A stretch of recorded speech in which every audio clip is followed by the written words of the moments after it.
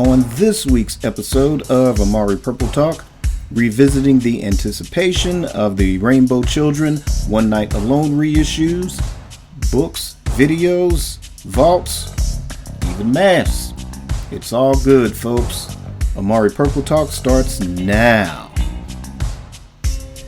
That's right, this is Amari Purple Talk. It's a podcast about Prince and Prince-related music and artists and other fun stuff. We keep it purple and on the one, and we're gonna have a fucking good time. That's right, no trouble, no noise. Just keep it fun.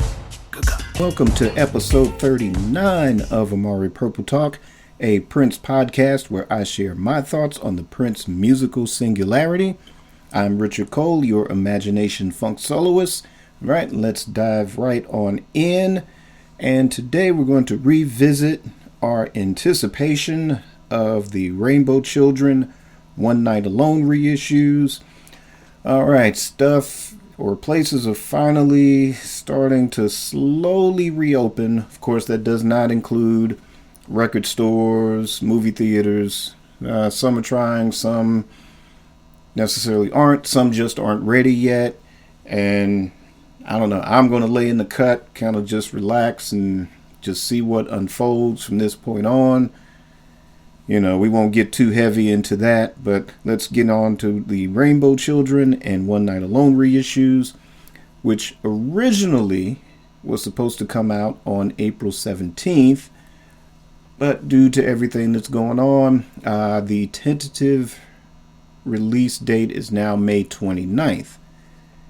Now, I did get a notice from Amazon because I pre-ordered the CDs of Rainbow Children and the Up All Night box edition, which will include the Live at Aladdin DVD.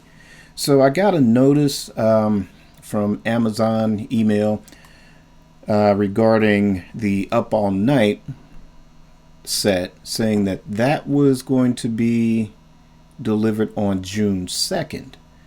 I didn't get a notice in regards to the Rainbow Children, so far it looks like for me that will still come out on May 29th.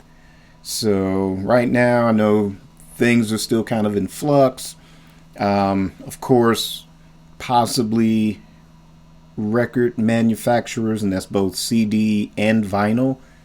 Of course, those plants had probably closed and have yet to reopen. Of course, it's not an essential business. It's essential to us as music lovers, but in the grand scheme of things, it's not really an essential business.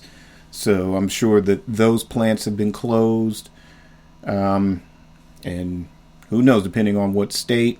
There's many manufacturing plants all across the country, so probably depending on which state where things are kind of relaxing a little bit, maybe they can slowly begin manufacturing, as well as distribution centers as well. There are many distribution centers, possibly owned by one or two or three major corporations. And again, maybe those will start to slowly reopen, but, hopefully sooner rather than later. But I'm definitely still excited to hear these releases, although you can still hear them on your various streaming platforms, just due to budgetary concerns here for me. I had to give up my Tidal subscription. I'm kind of still on the free version of Spotify. And as far as Apple Music, I don't have the subscription for that. I just, if I want to purchase an album, I can do it that way. But for right now, as far as streaming, I'm kind of just regulated to Spotify. If I want to hear, actually, I did purchase the digital version of Rainbow Children sometime last year, so I can listen to that pretty much anytime I want.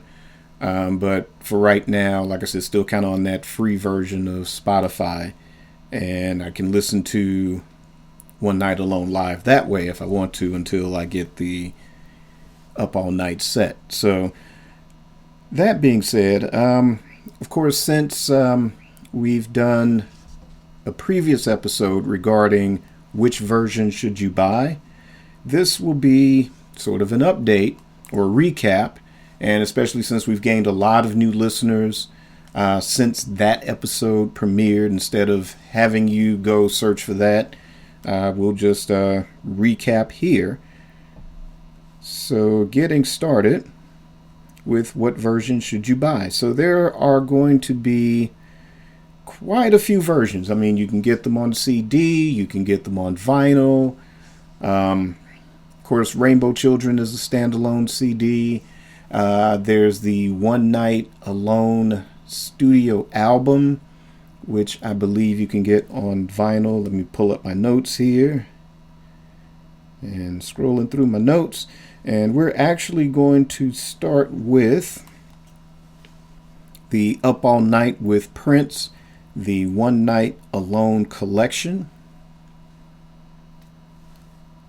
And that will be available as a 4 CD and 1 DVD collection. So there will be the 2 CDs containing the Up All Night, or excuse me, One Night Alone live CD set, as well as the bonus CD that was originally released with that set, the It Ain't Over, which is an actual after show.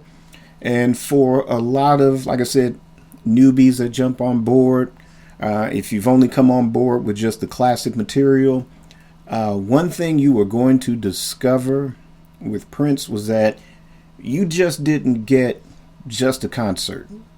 You know, you got the concert, which probably took place in a large arena of some sort or a large venue, and then there would be an after show. And 9 times out of 10, those would be announced very last minute, like 48 hours to just a few hours notice, where he would play at a smaller venue. And it's not just your standard concert set list. You know, there's no lights, no lasers. It's just just jamming. So it'll be more B-sides, more obscure material, not heavy on hits, a few covers here and there. It's just kind of just stretching out as a band, and you kind of get the whole Prince experience that way as well. So you'll hear a lot of us veterans speak very highly of after shows that were done throughout his career. And this was a pretty good idea to include an after show disc with this set when it was originally released back in 2002. Now, in addition to the actual concert CDs and the It Ain't Over CD, you will also get the One Night Alone, which was a studio album, kind of the original concept of a piano and microphone, although there's other instruments on this as well, but it's Prince primarily on piano on this one. And it's a really good album. This was only available at one time when the NPG Music Club was in existence. And that was a cool website. Again, a lot of you newbies out there, that's something I wish you guys were able to experience, or if you're a lot younger, wish you were around to experience, because that was, out of all the websites that he had, since the inception of the internet, to me, that was the best. To me, that's something I think the estate should consider bringing back, maybe fine-tuning it a bit, but that will be another topic for another day. So the One Night Alone studio album will be included in this Up All Night with Prince collection. And like I said, it's a good deep dive. This whole set will be a good deep dive, as well as open you up to things that was going on later in his career. And you will also get the Live at the Aladdin DVD, which is kind of a shorthand version of what the tour was like. To me, it was pretty good. I'm looking forward to kind of watching this in its entirety. I used to have this DVD, so I hadn't seen it in a long time. But I've watched some of the stuff that was posted on the Prince YouTube channel. And yeah, a lot of it's, still nice to hear. So I'm looking forward to kind of just experiencing it in its entirety. Now, I'm not expecting a big, huge 4K release of this, but note to the estate, any future things that you come out, especially on release, if it's possible to give it that 4K treatment, do it. So anyway, but that will be included in this Up All Night with Prince collection as well. So definitely looking forward to obtaining this one for sure. And then now we're going to move on to the Rainbow Children, which will be, in this case, this is a 2 LP vinyl, and it's going to be on clear vinyl. Now, typically, the reissues of both Warner Brothers classic material that's been released, a lot of the stuff that's been reissued by Sony, a lot of that has been coming out on purple vinyl. And there are those that love it, and there are those that aren't too hyped about it. Me, I'm kind of somewhere in the middle. For me, it really just depends on the project. I think some things, definitely the purple vinyl is a good aesthetic. And then there's others, it's just kind of like, okay, just give me the black lacquer. But the clear vinyl looks very interesting. So I did not pre-order this on vinyl, but I will somewhere down the road, because in addition to having that on vinyl, I think that would be a really great later album to definitely own on vinyl.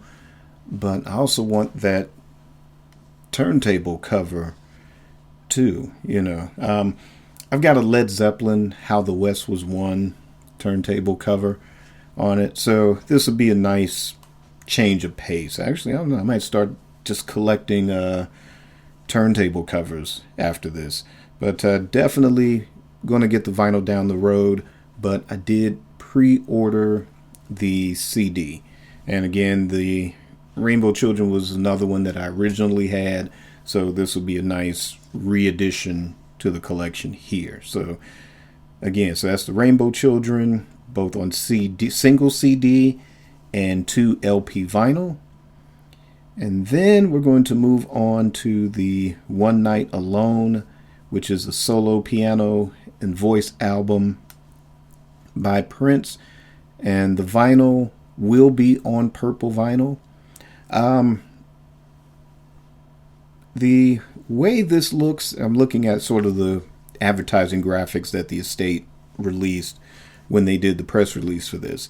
And I like the purple vinyl on this as opposed to things I've seen in the past. So again, this might be something I'll get somewhere down the line, but right now I'm happy to have an actual CD, because I actually got the download when I was a member of the NPG Music Club. So looking forward to, definitely out of all of this, hearing this one on CD, because I know it won't be the MP3 files that I got originally from the NPG Music Club.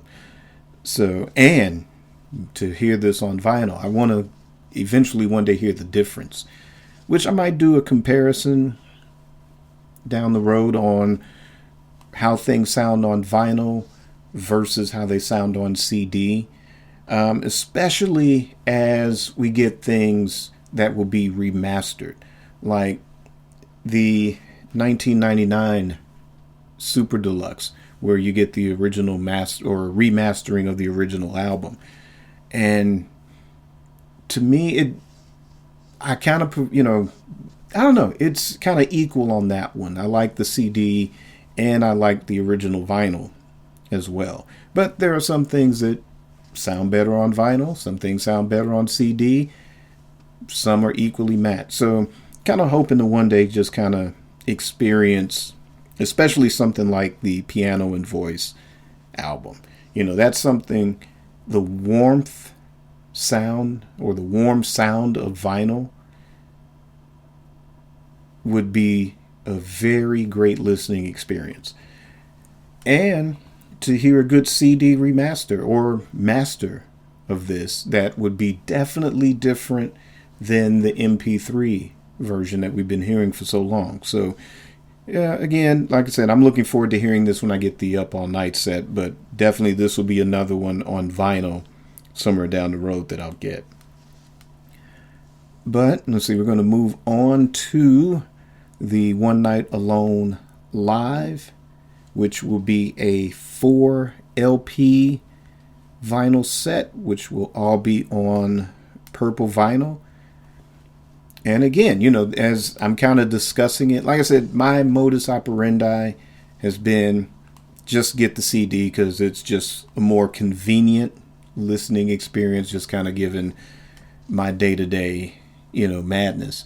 But, when I do take the time to really get down and enjoy vinyl, then this is something, like I said, again, somewhere down the line, I'll acquire this, and looking forward to some of the nuances that I'll be able to pick up through the vinyl listening experience. But again, for those vinyl enthusiasts, this will be a 4 LP vinyl set. So if you're a fan of vinyl, definitely pick that one up. And finally, there's the One Night Alone, the after show, It Ain't Over, which will be available as a 2 LP vinyl set on purple vinyl once again.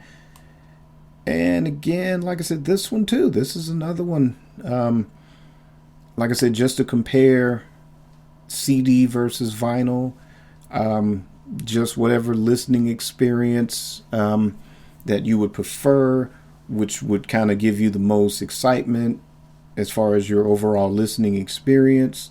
Kind of listening through things, without earbuds on your phones or tablets or whatever. It's kind of reminiscent of what we used to have back in the old days, the transistor radio, which was about the size of your, cell phone or smartphone or whatever. And it had a little teeny weeny type of sound, but that's all you had back in those days, and it was something you could carry around with you. You could listen to it outside, as long as your batteries held up. And, it didn't diminish your listening experience.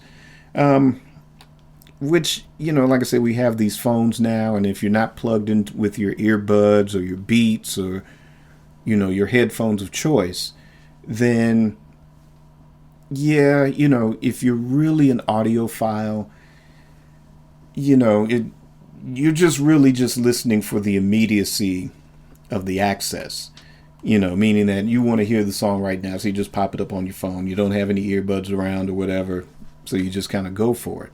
But nothing beats the quality and care that's put into the recording of an album, and that's regardless if it's a state-of-the-art studio, if it's a home studio setup. Once that is professionally mastered, mixed and mastered, and released on CD or vinyl or cassette, heck, even 8-track, you're in for a listening experience, especially if it's produced well, recorded well, mixed well, mastered well, just the whole nine. So in regards to the One Night Alone Live, in regards to the It Ain't Over set, now I've heard those on CD, for years. So my ears are kind of conditioned to what it sounds like on CD. But like I said, as I acquire the vinyl somewhere down the road, then I'm looking forward to, like I said, just hearing the differences in it. If there is a difference, if the CDs still sound better, if the vinyl sounds better, or am I going to have an equal positive experience given the nuances of vinyl versus the nuances of the CD? So again, like I said, all you audiophiles out there, again, you new listeners, whether it's new listeners to Amari Purple Talk, if you're seeking to learn more through this show, whether it's through a lot of the other podcasts, whether it's, Podcast Juice, whether it's Muse to the Pharaoh, whether it's Prince's Friend, just on down the line, as you kind of learn the deeper dive of the Prince listening experience, or what I call the Prince musical singularity, then these are the things that we talk about. And we focus on the classic era, we focus on the hits, but we're also fans for a reason, where especially most of us that had been there since the 80s, and we followed all through the journey, where there's certain aspects of his career,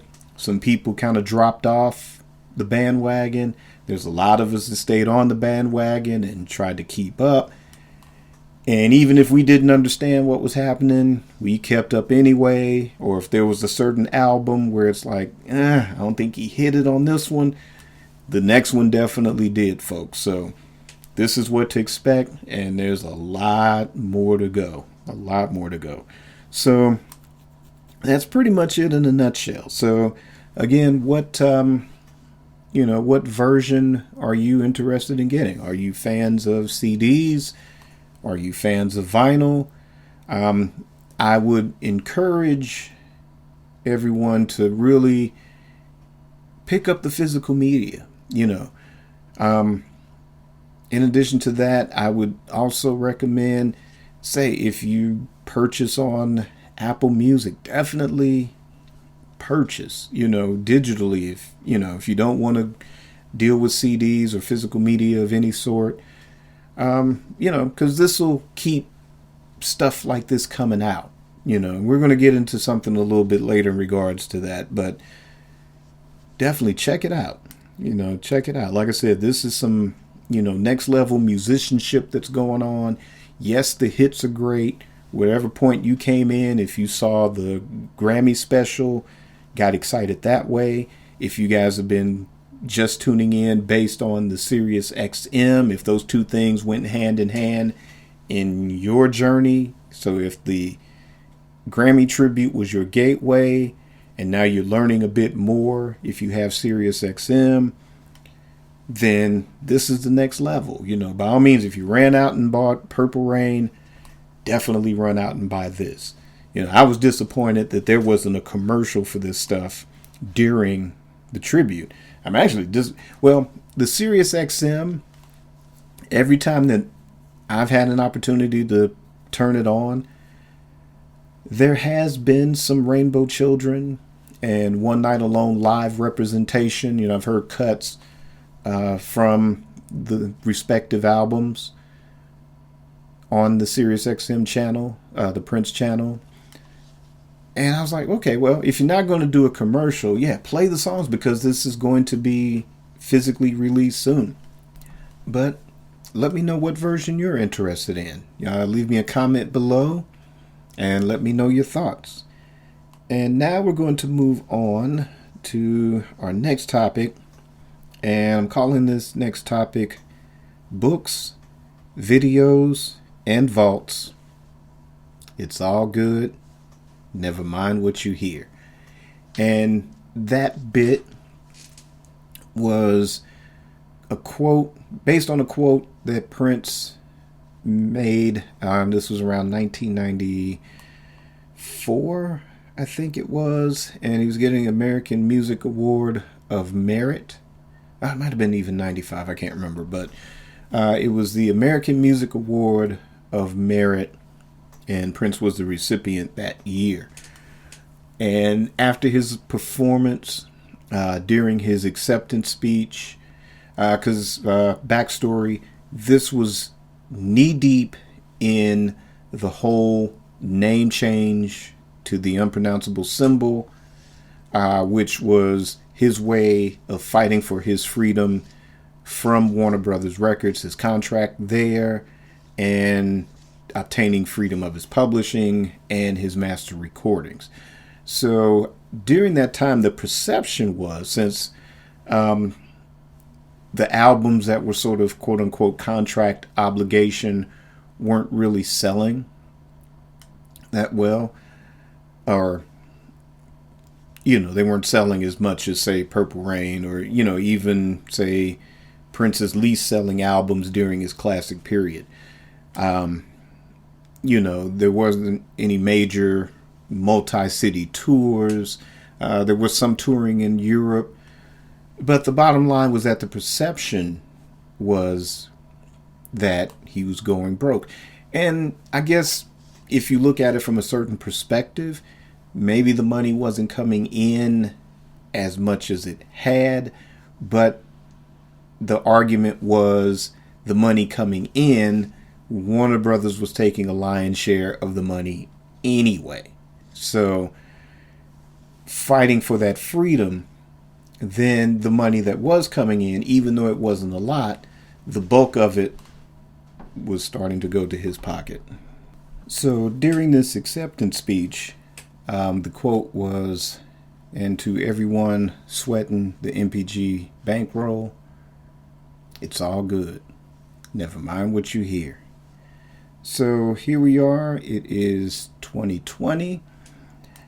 And, it's 4 years since his passing. We know that there has been no will. The estate basically have been, granted by the court system that they are recognized as the sole heirs, and therefore they have ownership of all of Prince's assets. In regards to Amari Purple Talk, what we're talking about as far as assets are basically the master recordings to everything, whether it's classic material, whether it's everything from 1996 when Prince was officially released from his Warner Brothers contract and free to do whatever he wanted musically and creatively, to any videos that have been released and are now out of print, or unreleased material, things of that nature. And basically the bottom line is that since there's no will, that in turn creates a heavy tax debt, and you have to generate income to relieve that tax debt. Now, with that being said, just over the years, these last 4 years, there have been, official releases by the estate, and there's also been a floodgate of what I call, instead of bootleg material, collector material, but at the end of the day, it's bootleg material that has surfaced on the internet because, if he was alive and well, if as soon as you post something released or unreleased, you were getting a cease and desist letter. So, there's been, like I said, stuff released by the estate. Some of that includes vault material. A lot of that stuff has been material that for years, decades for most of us, have been anxious to have in our possessions officially released.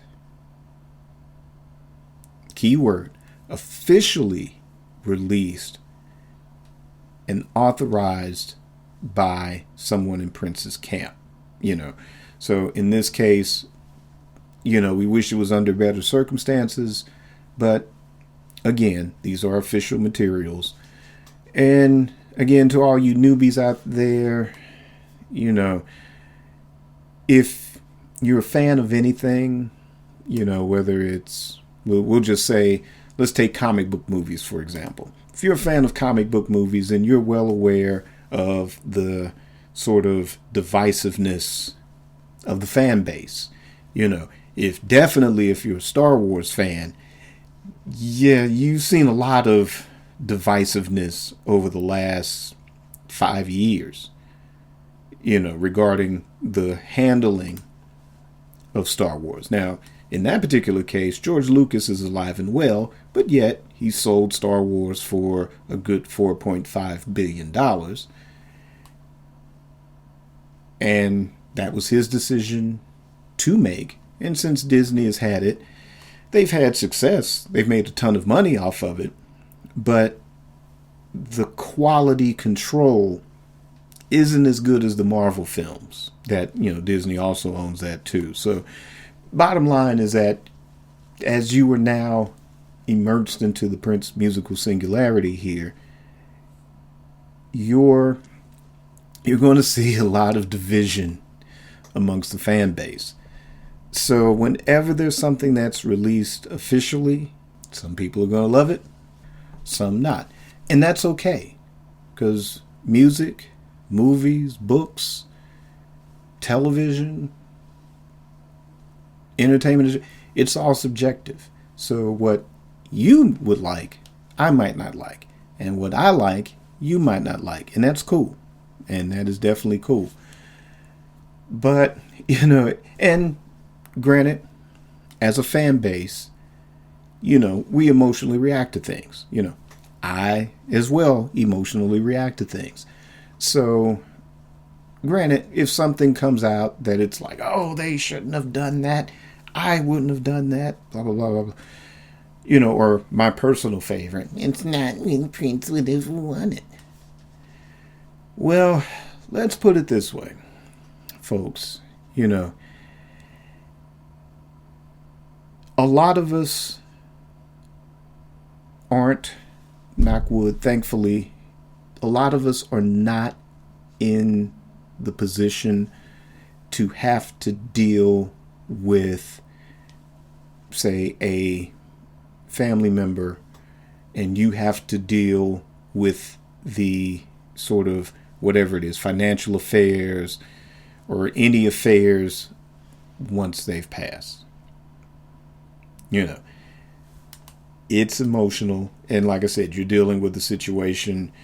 And again, most people have some kind of a will or some kind of instruction that says, okay, you're now in control of this. And yeah, there are some decisions that it's regardless of what somebody's feeling. It's about what's logical. And when none of us are, at least as far as I know, the majority of us aren't in that type of a financial position where we have to deal, or none of us are in a position to where we're dealing with somebody that's left behind millions. So, yeah, it's easy for us working class heroes to sit there and go, oh, I would do this, I would do that, or, so-and-so would have wanted it this way, or so-and-so wanted it that way. Okay, let's be real. Most of us are just simply music fans, or movie fans, or entertainment fans. Most of us are not entrenched in the entertainment business. And for the sake of Amari Purple Talk here, let's put it this way. We're not entrenched in the music business. Meaning that, okay, I've had a group or two, I've recorded a song or two, I've written a song or two with other people, and I've also managed a person or two. Now, that gives me some experience within the music business, but it doesn't qualify me to deal with the music business on that level of things. So, bottom line is, I'm not in charge of millions of dollars, or I'm not in a position where I'm making decisions regarding millions of dollars. And I'm not dealing with a situation to where there's a massive tax debt. I understand what tax debt is, but when it goes to tax debt on that level, when it concerns that amount of money, I'm not qualified to do anything. So the thing is that, let's put it this way.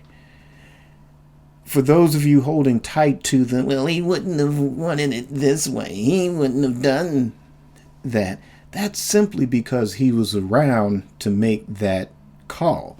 Because if he was around, there'd be no huge tax debt. You know, as far as I know, I've never, except for maybe one thing dealing with Paisley Park itself, the taxes on Paisley Park, that was something that was not even a major headline. It was buried in a news article, probably only in the Star Tribune itself.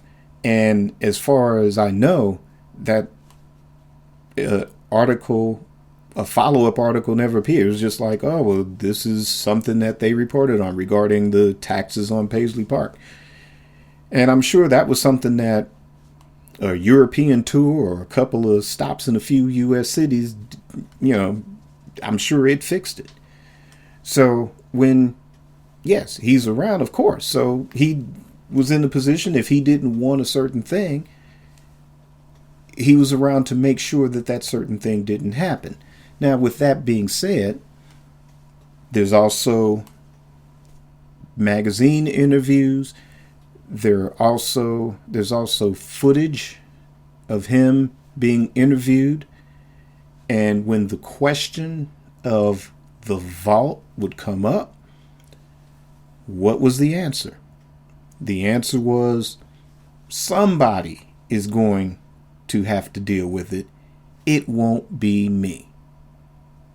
So meaning that, yes, as much as, say, I would have wanted him around, you know, into his 80s and 90s even, you know, still performing like a Tony Bennett, you know, as much as I would have wanted that,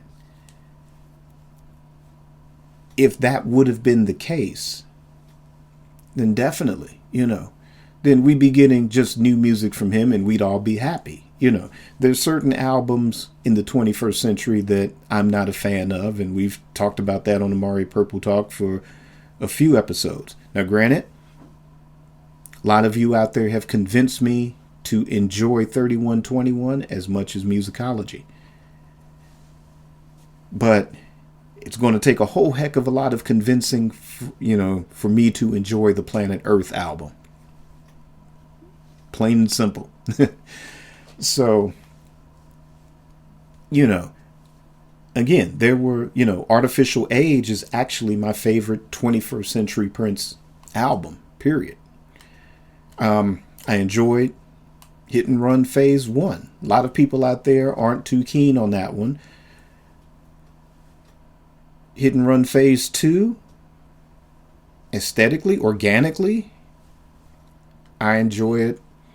I don't know, it had to grow on me after a while when I first heard it. So kind of within the first few listens, I got into it a lot more. But right off the bat, there were a lot of things about Hit and Run Phase 1 that I enjoyed.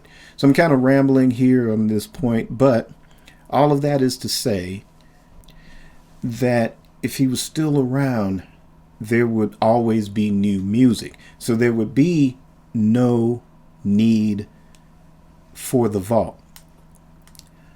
And I'm only guessing, but my thinking was that really the vault, in other, you know, interviews, he's also said that some of those songs, it's like, okay, that's as far as I could take it right now.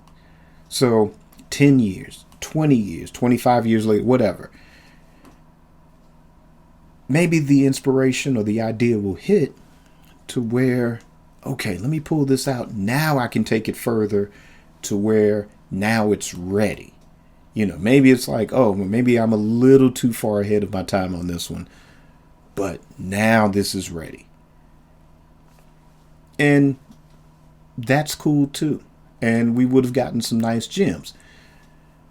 And then there would have been some people out there like, well, I like the original version of the song better than, but it's a bootleg and it was never meant for us to hear in the first place. We just got obscenely lucky to get it. So, regardless, like I said, so if he was still around, then yes, he would be doing exactly what he would want to do. And there's a lot of stuff when he was around that he was doing exactly what he wanted to do. And we've been, it doesn't sound like 1999, or I wish he sounds like the 80s. And, But that's fan base for you. Like I said, if you're a fan of Star Wars, same song, different lyrics. Or if you're a fan of comic book movies, same song, different lyrics. Okay. Whatever. So, like I said, now this is, like I said, this is a family that has lost someone that was very close. And, if you have a sort of Brady Bunch, Huxtable type of a family, good on you. Good. That's cool. But a lot of families don't have that dynamic. And not to say that there's not love there. There's definitely love there. But sometimes you go a lot harder with family than you do, say, with friends. Or sometimes friends are more family than your family. Sometimes. And that's just how it is. And even, say, with a friend dynamic, you have your good days and your bad days. Not everybody, it's not always sunshine and rainbows every single day. So just compound that dysfunction with having to make $1 million decisions when, out of your whole family dynamic,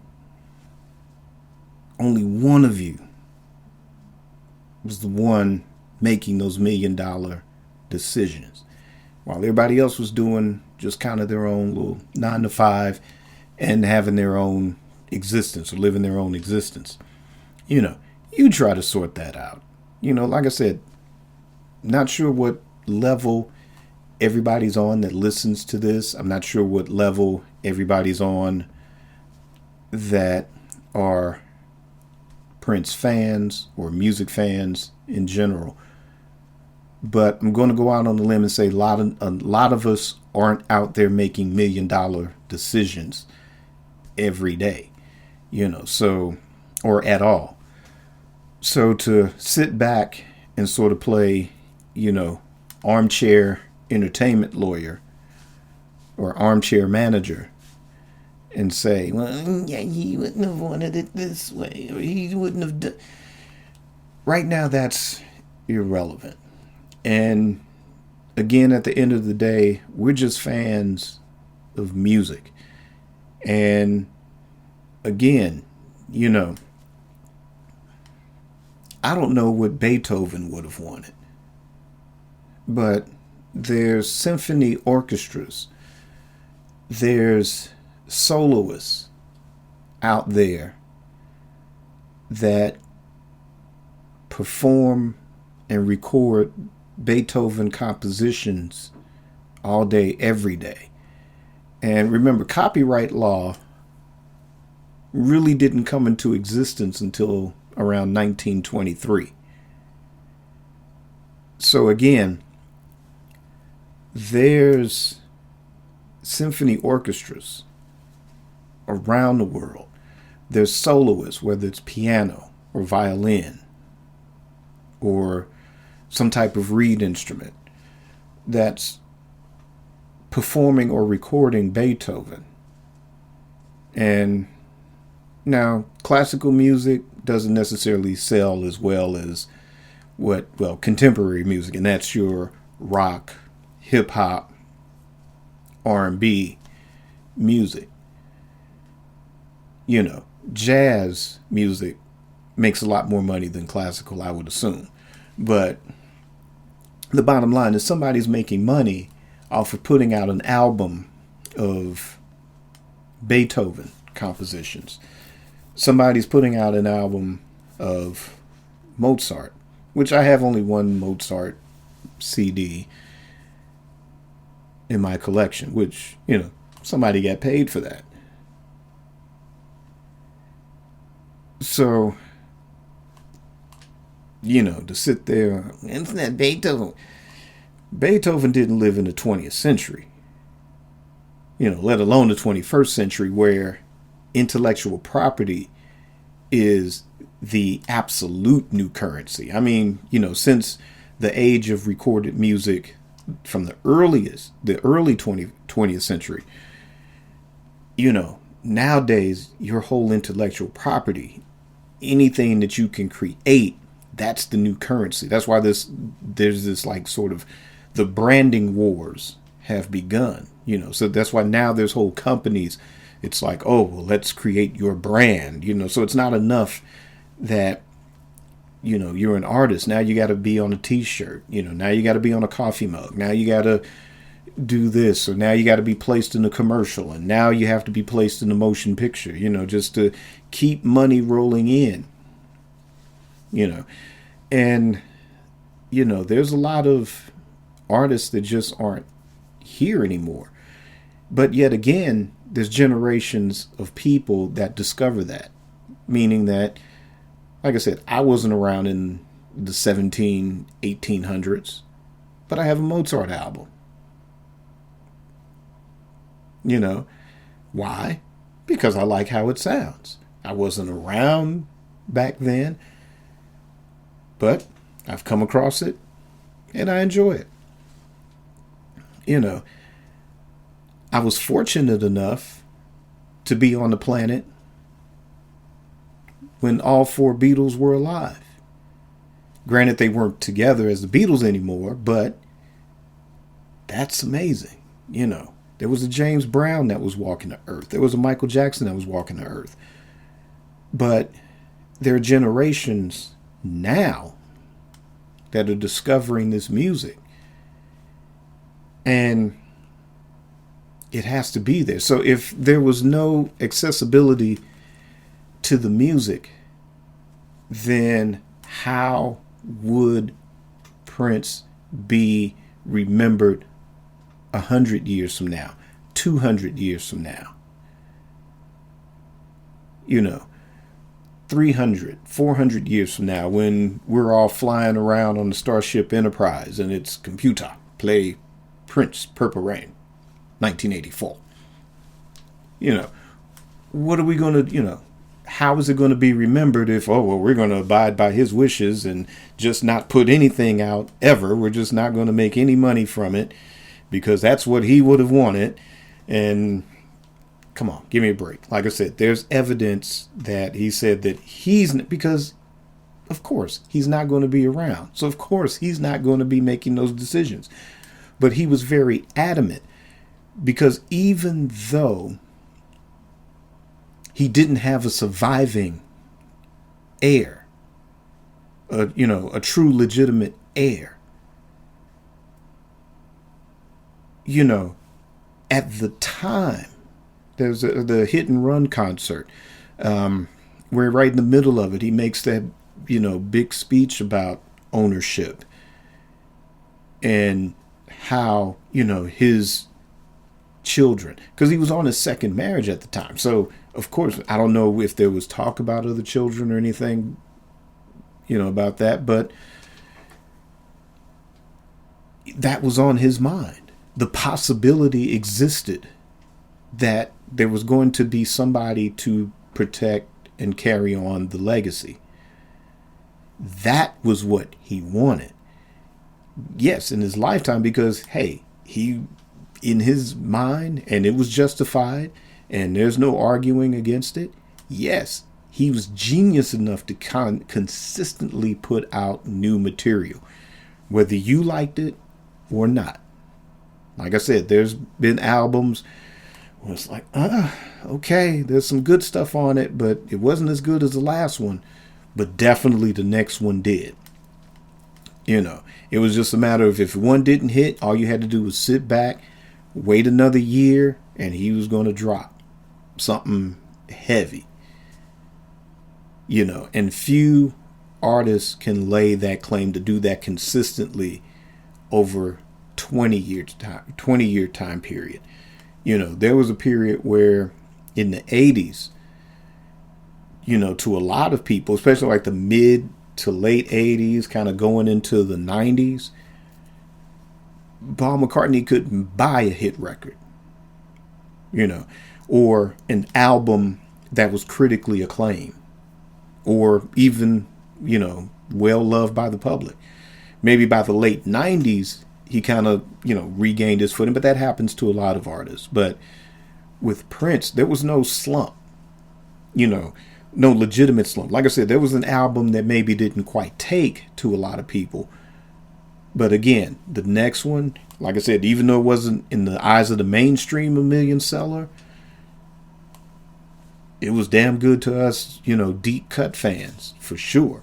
And we showed up at the record stores and bought it, for sure. And same thing now. I've got my criticisms of the estate. You've heard every episode of Amari Purple Talk where I'm always using the measuring stick of Jimi Hendrix. I'm using the measuring stick of Frank Zappa and their estates. Hell, Bob Dylan is still walking the earth. And he's got it in control. Or, Sony is like, well, Bob, before Prince, you were the most bootlegged artist before Bruce Springsteen. So, how do we keep these pirates from making money off this music? Oh, put this out? Great. Let's put out this 10 CD set of an entire tour from 1975. Let's put out the entire tour of when you first switched from acoustic guitar to electric guitar, and that one show at the Albert Hall where they were booing you and calling you Judas. Let's put that out, because that's what the fans want.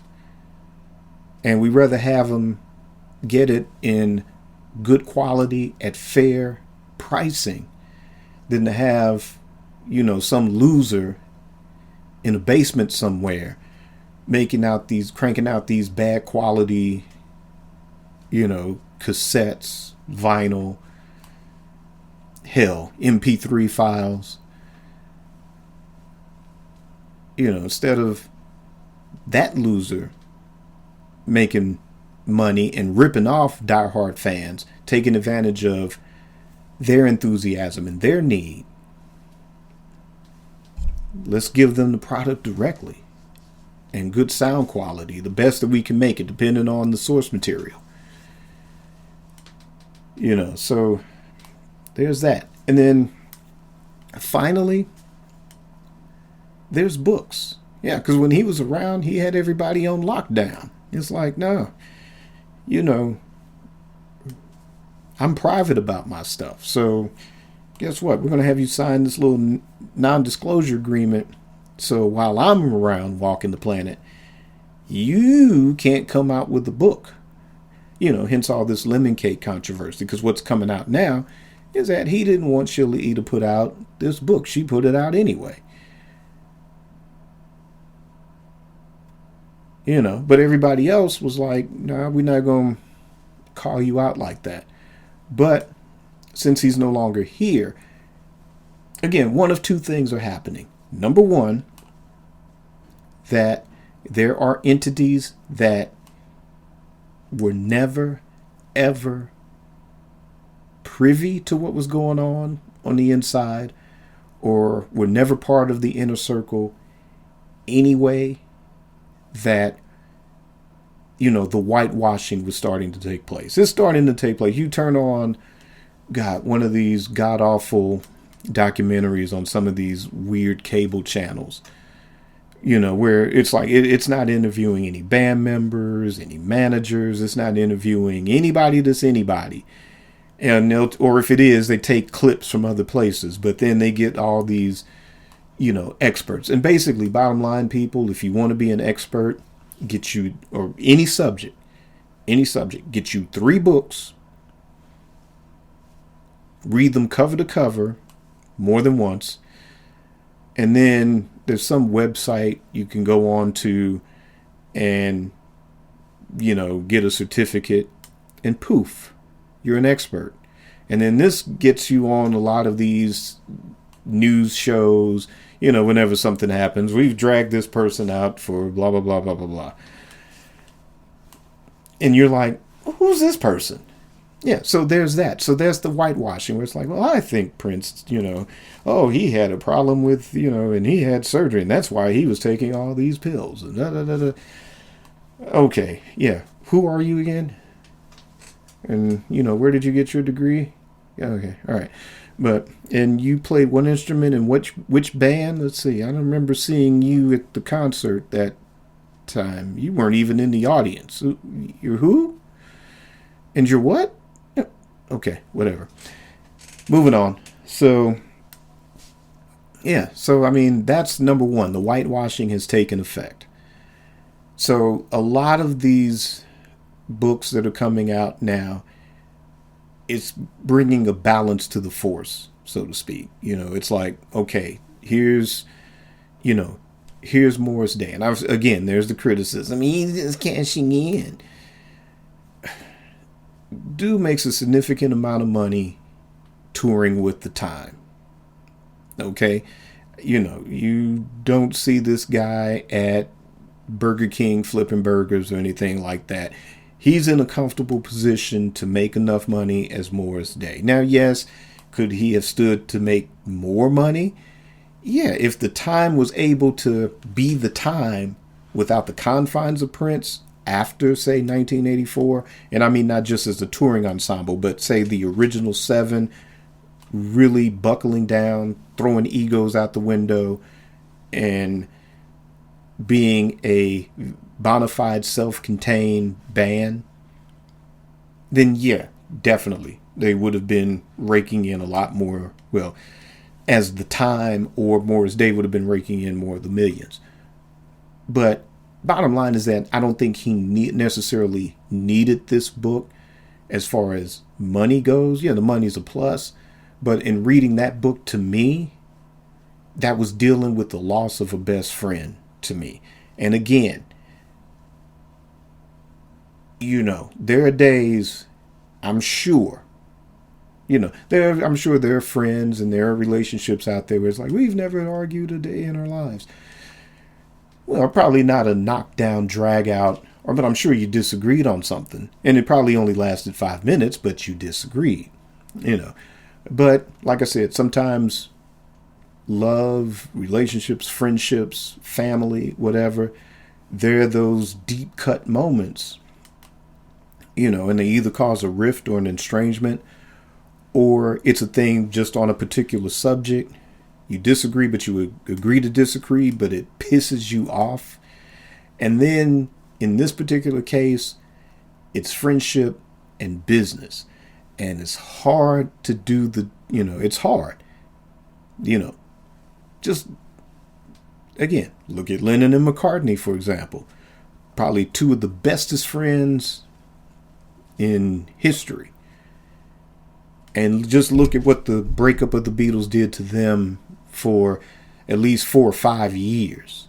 The public and the media kept trying, they keep trying to egg it on now. Oh, it's Yoko's fault, or it's this person's fault, or Linda did it, and all this other stuff. But no, they were the best of friends, and they were also in business together, the music business together, and that caused a rift. Hell, look at NWA, another example. There's a lot of examples of where business can test or destroy even the best of relationships.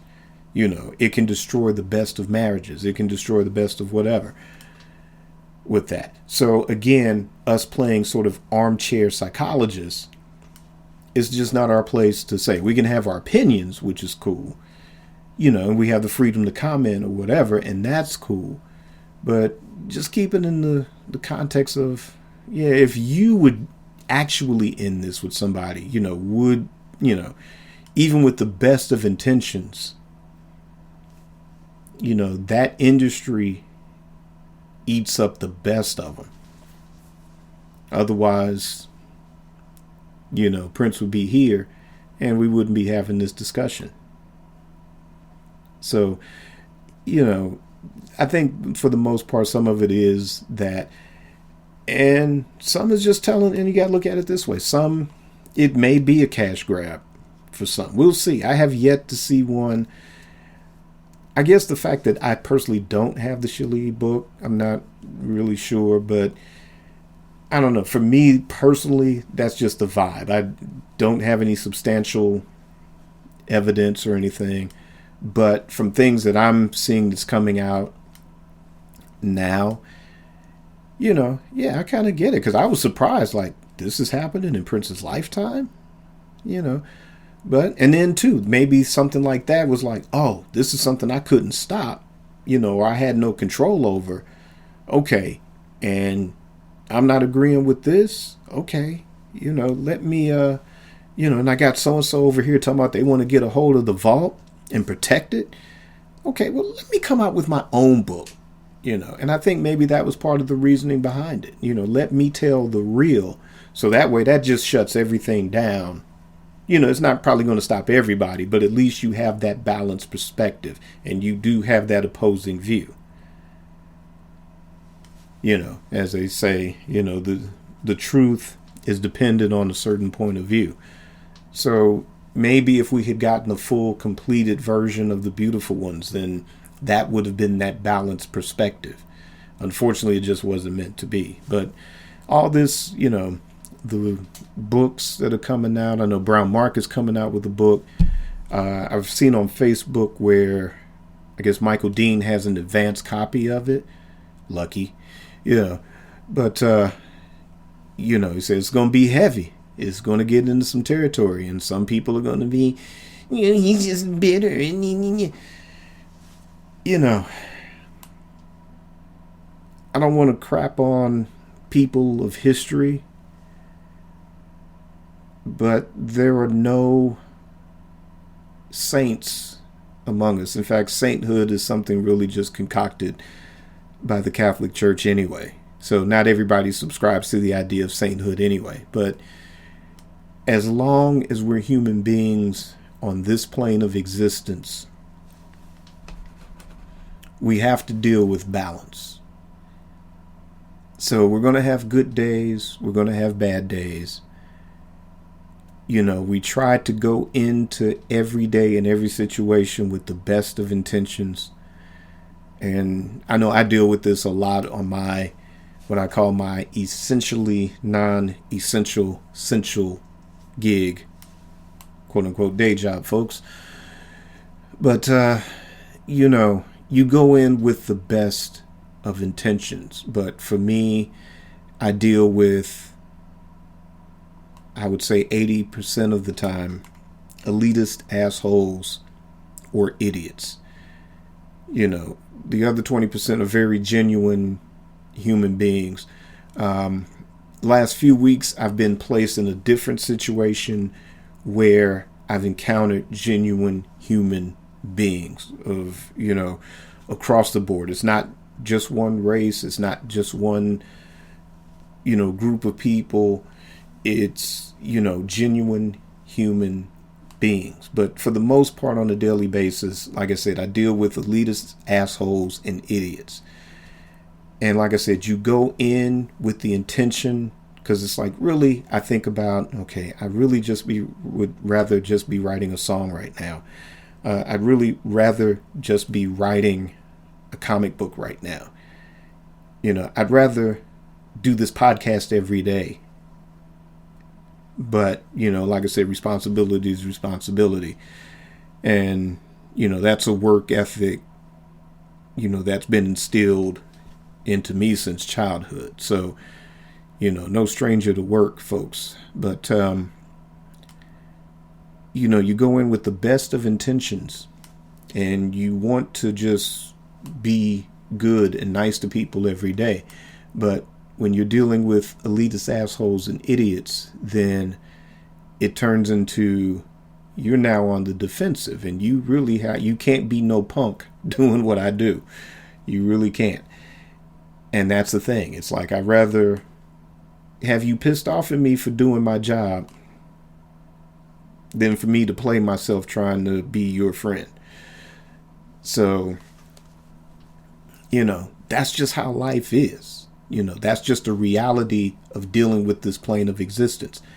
Balancing the equation is what the end result is supposed to be. Coming out on the positive end is what this is supposed to be.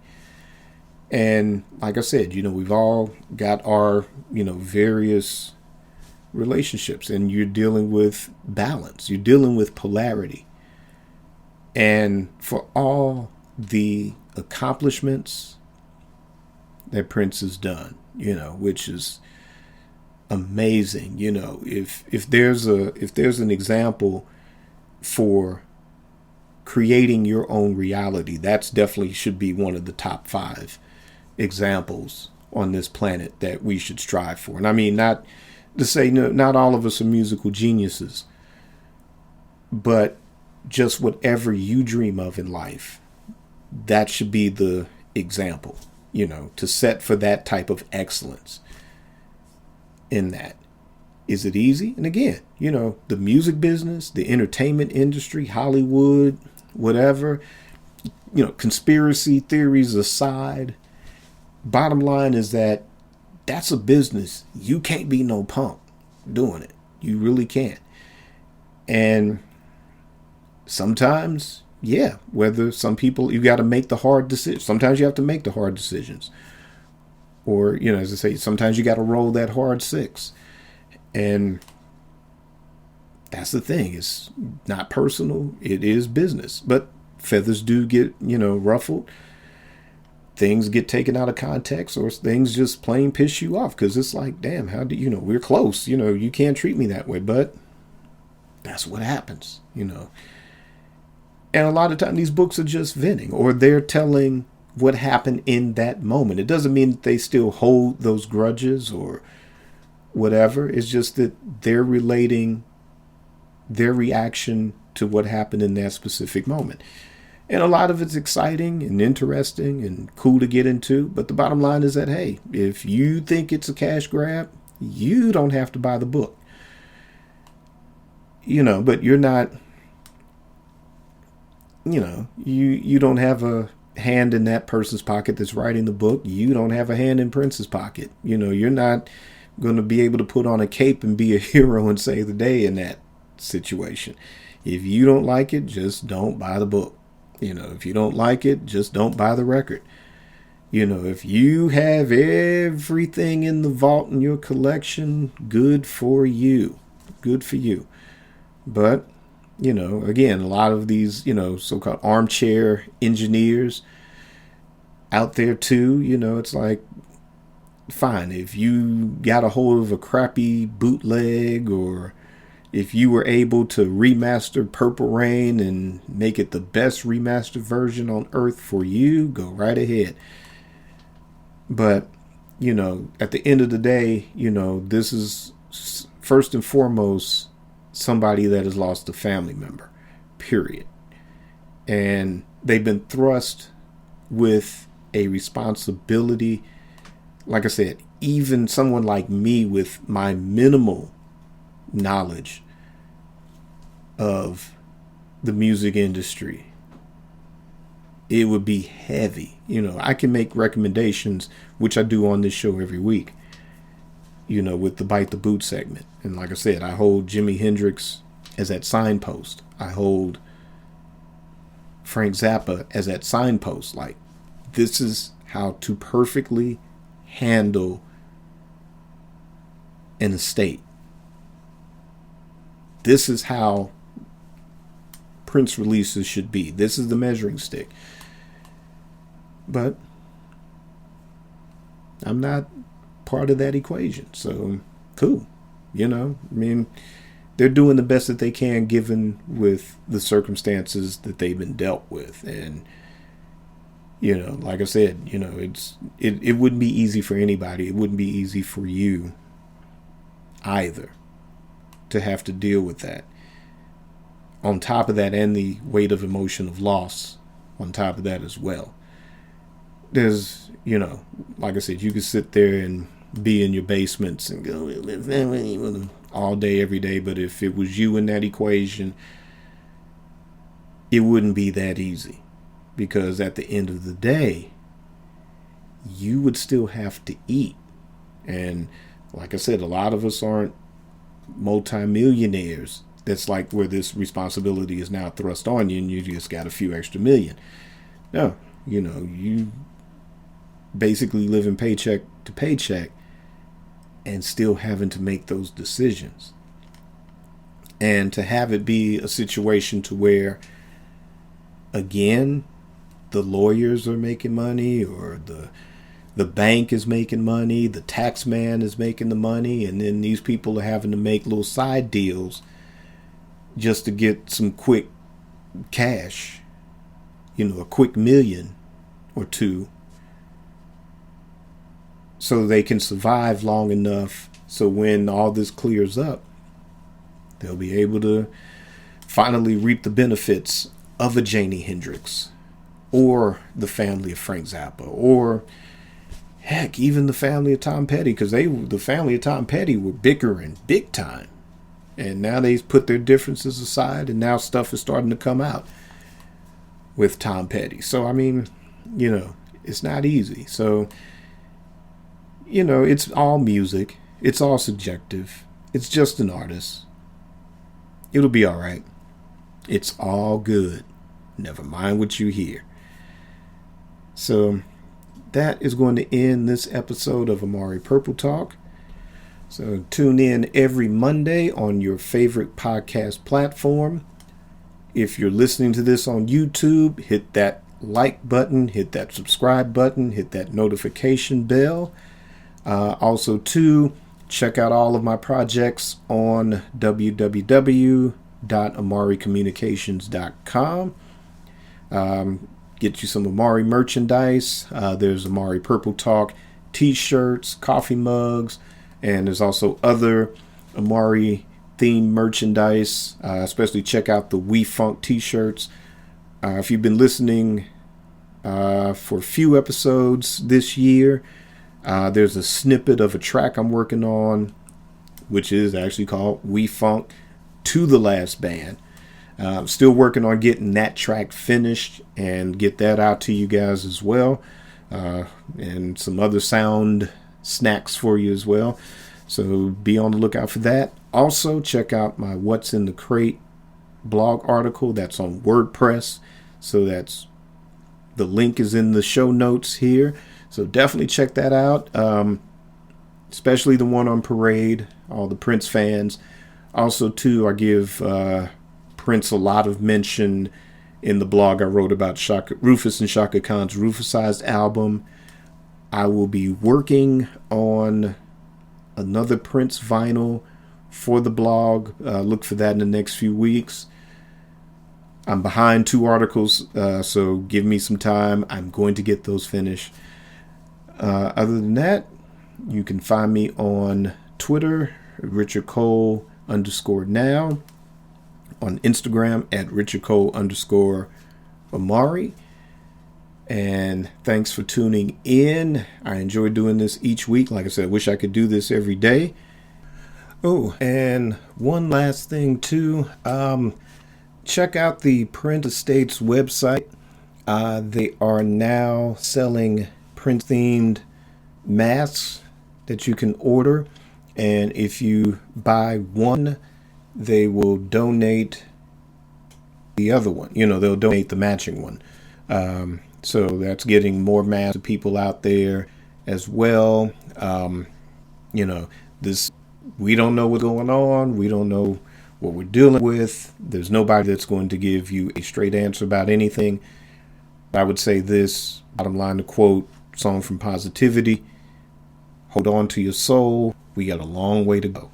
Meaning, look, This now we dealing with things on the spiritual plane. So, regardless of what you believe, regardless of what the agenda is, let's not get caught up in entropy.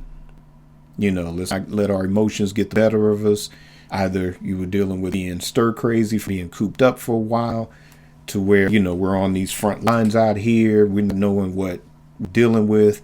The people walking around here like they John Wayne, and, thinking like nothing's going to happen to them. But, let's look at it like this. We're sorry, about things that are going on. But I'm sorry, John Wayne didn't whip cancer. Cancer whipped him. So, look, all this playing tough guy, whatever, y'all, they got everybody twisted and they know which buttons to push on which person. So the thing is, before it got to a point of this group of people are now the number one people likely to get it, and I gave everybody a license to start, let's reopen now, Now, what y'all thinking is that, we can't catch this stuff? Look, like I said, regardless of what agenda you believe, let's keep it safe out there. So, protect yourself. Like I say, vitamin up, take your vitamins, watch your diets, put more herbs and natural stuff into whatever it is that you cook every day.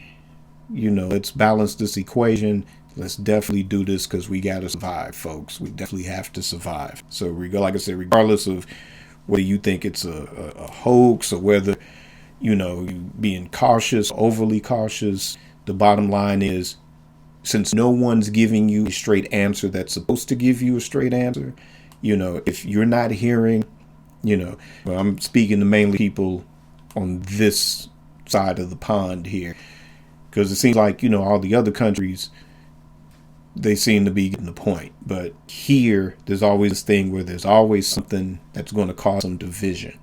So let's look at it like this. Regardless of what you believe, then you got to take care of yourselves. Just be on the safe side, err on the side of caution. Just mask up, Respect the other person at least. Respect these businesses that are reopening. If they require you to wear a mask, that John Wayne bullshit ain't gonna cut it. So, let's just take care of ourselves out here. Like I say, if I'm dealing with you, it's like, hey, you coming in mask without a mask or whatever, or if coming in without a mask, don't tell me to be safe, because I already got that base covered. I'm trying to figure out where you coming from at that point. And, it's like, I ain't gonna get on you unless you do something crazy. But other than that, let's take care of ourselves. Let's take care of each other. Let's get back to that love for one another spirit we were having at the beginning of this. Now it's all this divisiveness. We got to put an end to that. We got to rebalance the equation. And the only way to do that is together. So anyway, support the Prince Estate. Buy a mask, and then they'll donate one as well. And again, all the cheesiness, the stuff that's out there, the mask, that's not what he would have. Give me a break on that one, because we're talking about something that's helping human lives. So let's put it this way. He probably would have been producing some masks, or he would have been in, control of the design of the mask or something like that. But he definitely would have been doing something to make sure, and we probably would not have known about it until 20 years after, if he was still here and he was gone 20 years later. 20 years from now, we would just now be hearing about it. So y'all need to let that bull. This is some serious stuff that's going on. Like I said, regardless of what the agenda is, regardless of what you believe, there's stuff out here that's got everybody twisted in one way or another. So just keep that comment to yourself.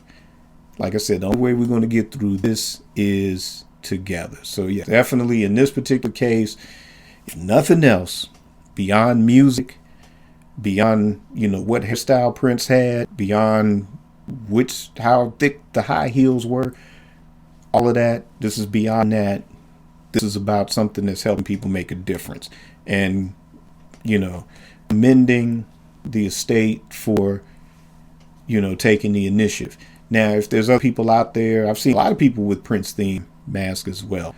But definitely, hey, maybe the estate should give those folks a call and chip in on the design. There's a lot of great and beautiful designs. And that's the thing. There's a lot of people out of work. And now, that being said, a lot of us got to get creative out here. It's like things are changing. The dynamics are changing. So my hat's off to people that are getting their hustle on and designing masks, from young people doing it to old people doing it, because it's not about just making money. They're seeing an opportunity, yes, to survive and keep food on their tables, but at the same time they're making a difference, because there's hospitals that are placing orders with these people, and folks out there in the community, if you're not already on that, get into something, get into something. A lot of brothers and sisters out there with the, you guys got stuff, vitamins and herbs and stuff like that out there. Get that out to the people too. I know y'all out there in the trenches anyway, but hey, if you're sitting around wondering what to do, there it is, or just be creative, period. If you guys are, may have to turn to your creative side to start making some money now. But bottom line, again, let's all get out there and do whatever it is we can to try to make a difference out there. So most important, I'm not going to say stay safe. I'm just going to say stay healthy, because if you stay healthy, that's what's going to keep you safe. And on that note, see you guys next Monday. Keep it purple and on the one.